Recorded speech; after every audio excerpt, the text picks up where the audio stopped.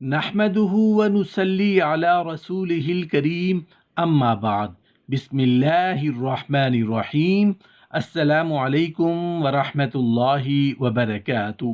بالوں میں پف بنا کر نماز پڑھنا کیسا ہے؟ پف بنا کر نماز پڑھنا جائز ہے یا نہیں؟ جو مرد یا خواتین بالوں میں پف بنا کر یعنی کہ سر کی مانگ یا چیر نکال لیتے ہیں، کیا ایسا کرنے سے نماز ہو جاتی ہے یا کہ نہیں؟ سر کے بالوں میں جوڑا بنا کر نماز پڑھنا جائز ہے یا نہیں؟ سر میں کلچ، کلپ یا پونی لگا کر نماز پڑھنا جائز ہے یا نہیں؟ اس سلسلے میں حضور نبی کریم صلی اللہ علیہ وآلہ وسلم کا فرمان سن لیں۔ محترم ناظرین، جب انسان پیدا ہوتا ہے تو اس کے سر، بھوں اور پلکوں کے بال موجود ہوتے ہیں۔ تمام جسم پر ہلکے ہلکے نرم نرم روئیں نظر آتی ہیں۔ سر کے بال 7ویں دن منڈوا دینے کا حکم ہے، چاہے لڑکا ہو یا لڑکی، لیکن یہ کٹانے یا منڈوانے کے باوجود بڑھتے رہتے ہیں۔ زیر ناف، بغل، مونچھ اور داڑھی کے بال جوانی کی آمد پر نمودار ہوتے ہیں اور ساری عمر صاف کرنے، مونڈنے یا کاٹنے کے باوجود بڑھتے رہتے ہیں۔ عورت کی فطرت میں آرائش، اس کے بعد نمائش، اس کے بعد تعریف وصول کرنے کا جذبہ رکھ دیا گیا ہے۔ چنانچہ زمانہ قدیم سے ہی خواتین بنتی سنورتی چلی آ رہی ہیں۔ شریعت اسلامیہ نے خواتین کو ان کا یہ فطری حق عطا کیا، لیکن چند حدود و قیود کے ساتھ، تاکہ بے جا بننے سنورنے کا جذبہ معاشرے اور خود اس عورت کے لیے فتنہ کا باعث نہ بن سکے۔ بال کسی بھی چیز سے دھوئے جائیں، کوئی پابندی نہیں۔ صابن، شیمپو یا کوئی بھی چیز بالوں کو صاف کرنے والی استعمال کی جا سکتی ہے۔ ناپاکی سے پاک ہونے کے لیے جو غسل کیا جاتا ہے، اس میں پورے جسم پر بالوں کی جڑوں سمیت پانی پہنچانا فرض ہے، جبکہ عام غسل میں اگر بال نہ دھوئیں یا کوئی جگہ خشک بھی رہ جائے تو اس میں کوئی حرج نہیں۔ رسول اللہ صلی اللہ علیہ وآلہ وسلم اپنے بالوں کو بکثرت تیل لگایا کرتے تھے۔ تیل لگانے سے بال گھنے ہوتے ہیں، ان کا رنگ دیر تک کالا رہتا ہے، کنگھی کرنے میں دشواری پیش نہیں آتی، بال بکھرتے اور ٹوٹتے نہیں، بال لمبے ہوتے ہیں، خشکی اور سکری پیدا نہیں ہوتی، دماغ تر و تازہ رہتا ہے، بینائی تیز ہوتی ہے، قوت سماعت کو جلا ملتی ہے۔ نیز بال جسم کا ایک حصہ ہیں۔ جس طرح جسم کے دیگر اعضاء کی حفاظت و نگہداشت کرنا نفس کے حقوق میں شامل ہے، اسی طرح بالوں کی حفاظت اور ان کی صفائی اور مناسب آرائش کا خیال رکھنا بھی ضروری ہے۔ سر کے بالوں کو کوئی بھی تیل لگائیں یا لوشن یا نہ لگائیں، اس کی شریعت نے کوئی ہدایت نہیں دی۔ اسلام نے عورت کے لیے سر کے بالوں کو بڑھانا پسند کیا ہے اور مرد کے لیے تراشنا۔ بالوں کو سنوارنے کے طریقے ہر علاقے اور ہر دور میں مختلف رہے ہیں۔ احادیث سے پتہ چلتا ہے کہ عورت کا سر کے بالوں کی چوٹیاں گوندنا ایک درست عمل ہے۔ چنانچہ نبی کریم صلی اللہ علیہ وسلم کی بیٹی زینب رضی اللہ تعالی عنہا کی وفات ہوئی تو آپ صلی اللہ علیہ وسلم نے غسل دینے والی خواتین کو غسل دینے کا طریقہ بتایا اور فرمایا اسے 3 مرتبہ یا 5 مرتبہ یا 7 مرتبہ غسل دو اور سر کے بالوں کی 3 چوٹیاں بنا دو۔ چوٹیاں 3 سے کم یا زیادہ بھی ہو سکتی ہیں۔ بالوں کو یکجا کر کے ایک چوٹی یا 2 چوٹیاں گوندنا، اس کی پشت کی طرف لٹکانا، خواہ وہ گوندے ہوئے ہوں یا کھلے، ایسا کرنے میں کوئی حرج نہیں ہے، بشرطے کہ اسے ایسے لوگوں کی نظروں سے چھپا کر رکھا جائے جن کے لیے ان کو دیکھنا جائز نہیں۔ سلمہ رضی اللہ عنہا نے رسول اللہ صلی اللہ علیہ وسلم سے دریافت کیا کہ میں اپنے سر کے بالوں کی چوٹی کو مضبوط باندھتی ہوں، کیا غسل جنابت و حیض میں بالوں کو کھول کر دھوؤں؟ آپ صلی اللہ علیہ وسلم نے فرمایا تمہارے لیے سر پر 3 لب پانی ڈالنا کافی ہے، پھر بقیہ جسم پر پانی بہاؤ اور پاک ہو جاؤ۔ معلوم ہوا کہ عہد رسالت میں عورتیں سر کے بال گوندھا کرتی اور مینڈیاں یا چوٹیاں بنایا کرتی تھیں، اور بالوں کو سلیقے سے سنوارنے کا ایک طریقہ اچھا ہے۔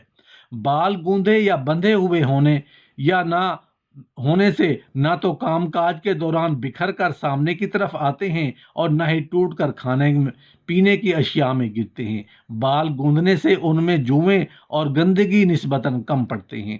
اگر بالوں کو چوٹیاں باندھنے کی بجائے کھلا چھوڑ دیا جائے تو اس میں کوئی حرج نہیں، بشرطے کہ انہیں خاوند کے علاوہ کسی اور مرد کی نظر پڑنے سے بچایا جائے۔ بالوں میں پف بنا کر نماز پڑھنا کیسا ہے؟ پف بنا کر نماز پڑھنا جائز ہے یا نہیں؟ جو مرد یا خواتین بالوں میں پف بنا کر یعنی کہ سر کی مانگ یا چیر نکال لیتے ہیں، کیا ایسا کرنے سے نماز ہو جاتی ہے یا کہ نہیں؟ سر کی مانگ یا چیر نکالنے میں سنت یہ ہے کہ وہ سر کے درمیان سے ہو، سر کے اگلے حصے سے سر کے بالائی حصے تک بالوں کو دو حصوں میں بانٹ دیا جائے۔ سر کے ایک جانب سے مانگ یعنی چیر نکالنا مشروع نہیں، اور ممکن ہے کہ اس میں غیر مسلموں کی مشابہت بھی ہو۔ غیروں کی نکالی میں سر کے بالوں کا الٹا چیر مانگ نکالنا سخت ممنوع ہے۔ حکم ہے جو قوم کسی قوم کی مشابہت اختیار کرے وہ انہی میں شمار ہو جائے گی۔ محترم ناظرین، ایک سوال پوچھا گیا ہے، کیا جوڑے کے ساتھ نماز ہو جاتی ہے یا نہیں؟ جواب اس کا یہ ہے کہ بالوں میں جوڑا بنانے سے نماز نہیں ہوتی۔ تفصیل اس کی کچھ اس طرح ہے کہ حضرت عبداللہ بن عباس رضی اللہ عنہ نے حضرت عبداللہ بن حارث رضی اللہ عنہ کو دیکھا جو نماز پڑھ رہے تھے اور ان کے سر کے بال پیچھے کی طرف بندھے ہوئے تھے۔ آپ نے ان کے بال کھول دیے۔ بعد میں انہوں نے ابن عباس رضی اللہ عنہ سے دریافت کیا، آپ میرے سر کے بال کیوں کھول رہے تھے؟ انہوں نے جواب دیا، میں نے رسول اللہ صلی اللہ علیہ وسلم کو فرماتے ہوئے سنا ہے کہ نماز میں بالوں کا پیچھے کی طرف باندھنا ایسا ہی ہے جیسے کوئی اپنے بازوں کو پیچھے باندھ کر نماز پڑھے۔ نماز میں بالوں کے سروں کو اوپر کی طرف موڑ کر بھی نہیں باندھا جانا چاہیے، بلکہ بال کھلے ہوں یا مینڈیاں گندھی ہوئی ہوں۔ بہر صورت اس کا رخ کمر کی طرف ہونا چاہیے، نہ کہ واپس سر کی طرف یا سر کے ارد گرد۔ دور حاضر میں بال بنانے کے بہت سے طریقے ایسے ہیں جن میں سر کے بالوں کا رخ کی جانب موڑ دیا جاتا ہے، لہذا نماز میں انہیں نیچے کی جانب کر دینا چاہیے۔ خواتین کا سر کے بال اس طرح بنانا کہ سر پر کوئی ابھار بن جائے، رسول اللہ صلی اللہ علیہ وسلم نے اس پر سخت وعید کی ہے۔ فرمایا، دو قسم کے جہنمیوں کو میں نے ابھی تک نہیں دیکھا، ایک وہ قوم جن کے ساتھ گائے کی دموں کی مانند کوڑے ہوں گے جن سے وہ لوگوں کو ماریں گے، اور دوسری قسم کی ان عورتوں کی ہے جو کپڑے پہن کر بھی ننگی نظر آئیں۔ مائلات مائل کرنے والی اور مملیات مائل ہونے والی ہوں گی، اور ان کے سر بختی دو کوہانوں والی دبلی پتلی اونٹنیوں کے مانند ہوں گے۔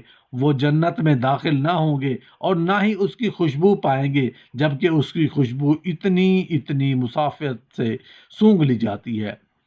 سر پر پف یعنی ابھار، جوڑا یا چوٹیاں بنانے یا اس قسم کے کلپ اور پونیاں باندھنے اور پیشانی پر یا سامنے گردن کی طرف کاٹ کر یا بغیر کاٹے بال چھوڑنے سے چلتے ہوئے عورت کی حیت بختی اونٹ جیسی ہو جاتی ہے۔ حدیث سے مدرجہ ذیل باتوں کا پتہ چلتا ہے۔ بالوں کو کلپ، پونی، ربن یا کسی اور چیز سے سر کے اوپر یا دائیں بائیں اس طرح اکٹھا کرنا کہ ابھار بن جائے درست نہیں ہے۔ بالوں کو سر کے ارد گرد اس طرح لپیٹنا کہ مرد کے امامہ کی طرح ہو جائے مردوں سے مشابہت کی وجہ سے ناجائز ہے۔